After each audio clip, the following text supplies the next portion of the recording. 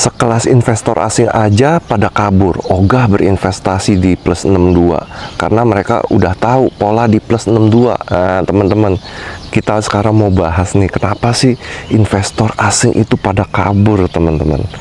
Ya, pertama, nggak ada kejelasan ya dalam supremasi hukum ya.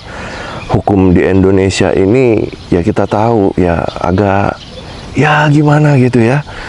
Penegak hukumnya damkar kali ya. Penegak hukumnya damkar, cuy. Nah, terus sistem peradilannya gimana ya?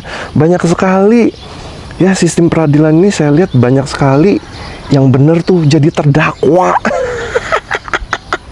Konoha, buset, Konoha nih, Konoha plus 62 nih, gila, keren ya.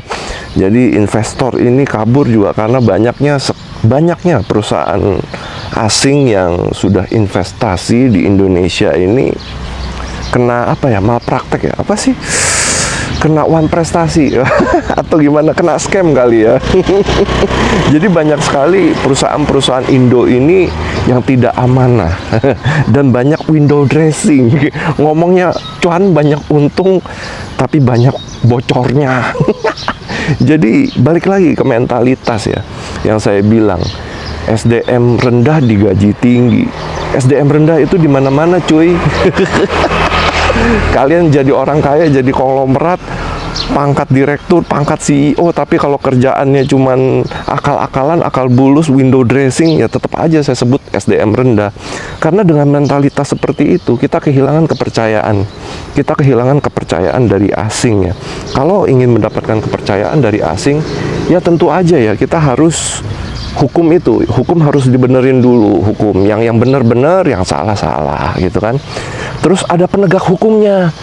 Masa penegak hukumnya jadi damkar sih gitu loh, ya kan? Jadi hukumnya ini harus benar-benar berjalan, harus patuh, dan juga dari rakyatnya ini, rakyat plus 62-nya ini harus patuh juga sama hukum ya. Jangan sen ke kiri belok kanan, kecelakaan nyalain orang gitu ya, terus lampu merah dibablas gitu kan, banyak sekali. Jadi kalau untuk kita bicara soal hukum, rakyat ini yang kecil-kecil ini juga harus sadar hukum.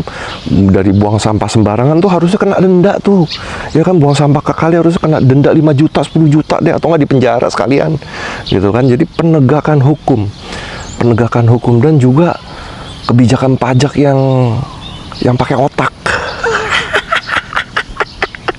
Saya heran ya, di Konoha ini kok Menteri Keuangannya kurang canggih gitu. Kebijakannya cuma bisa naikin pajak doang gitu. Apa perlu diganti sama saya? Gitu ya teman-teman ya. Bagi kalian yang sudah nonton VT ini, saya doakan kalian semua itu berhasil, hoki, kaya raya, sehat dan bahagia selalu. Salam cuan.